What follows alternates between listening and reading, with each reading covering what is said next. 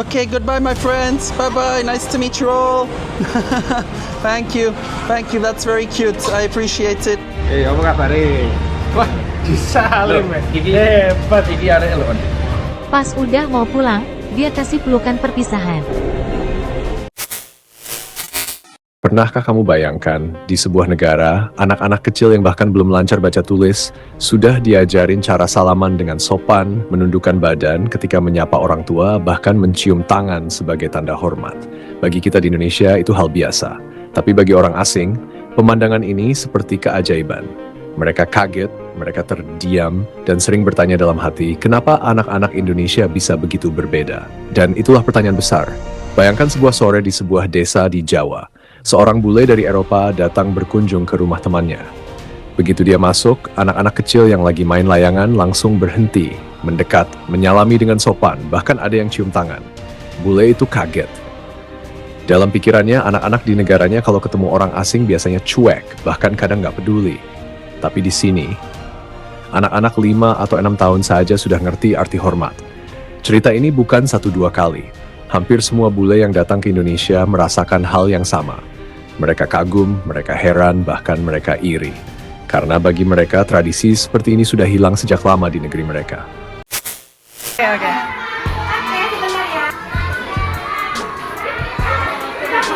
Salim semua.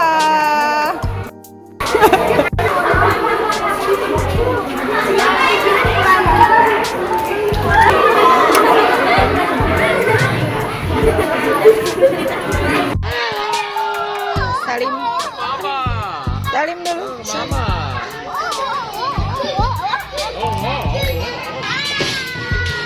Halo.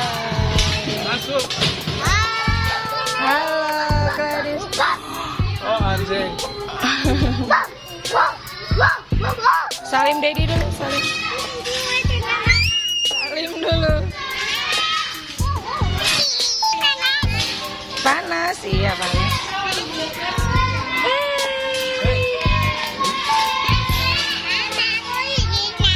Iya.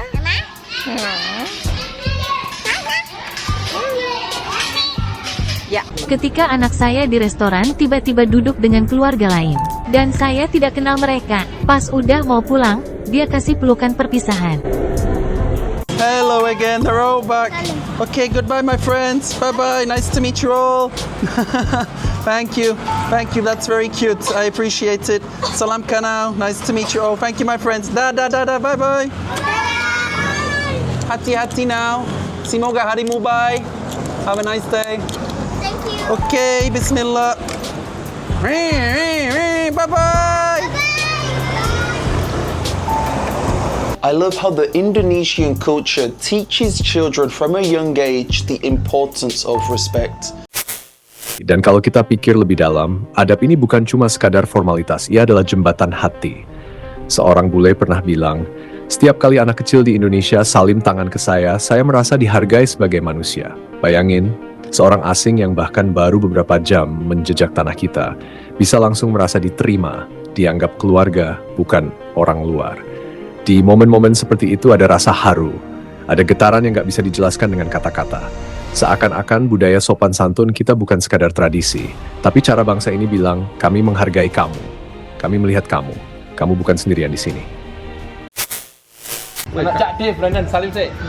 Waduh, kalah dukur. Apa kabar? Wah, disalim ya. Iki hebat. Iki arek lho. Arek itu 13 tahun iki. Mosok, ya kan? Kan 16 ya. Boten. Wih, boten. Iki. Halo, apa kabar? Ada seorang bule yang suka berbagi di konten TikTok-nya. Dan kali ini sang bule datang ke Indonesia untuk membagikan banyak mainan untuk anak-anak di Indonesia. Ada satu momen, ia shock banget karena anak yang ia kasih mainan langsung mencium tangan bule ini.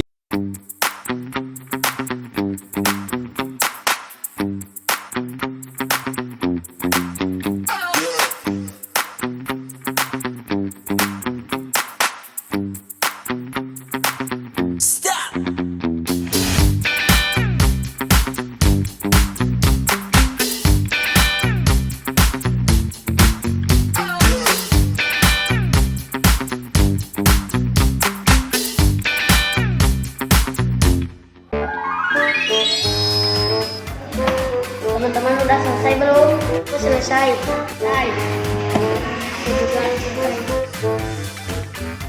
Kita jajan ke kantin yuk. Ayo.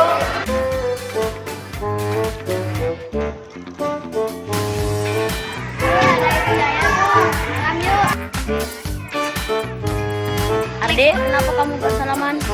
Tadi aja ibunya lewat situ. Diajarin kalau ada guru itu harus salam karena salam itu termasuk norma kesopanan. Oh iya ya, aku mau salam juga.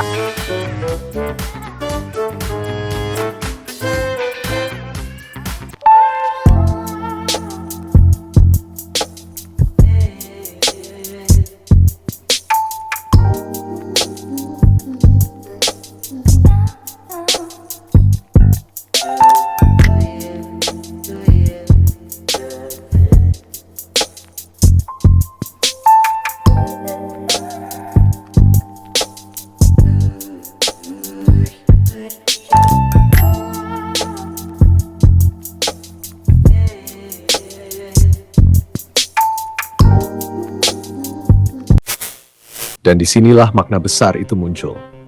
Sopan santun anak-anak Indonesia bukan cuma soal tata krama keluarga, tapi simbol peradaban. Bangsa ini sejak lama menanamkan nilai hormat, adab, dan kehangatan. Nilai yang sering dilupakan oleh dunia modern yang terlalu sibuk mengejar teknologi dan materi. Inilah identitas Indonesia di mata dunia. Bukan cuma negara dengan alam indah, bukan cuma ekonomi yang terus maju, tapi bangsa yang beradab. Dan adab inilah yang membuat orang asing jatuh cinta, merasa pulang, dan bahkan mengakui Indonesia punya sesuatu yang negara kami sudah lama hilang. Jadi, kembali ke pertanyaan awal. Kenapa anak-anak Indonesia bisa begitu sopan, penuh adab, dan bikin bule kagum? Karena sejak kecil mereka diajar bukan hanya cara hidup, tapi cara menghargai hidup orang lain.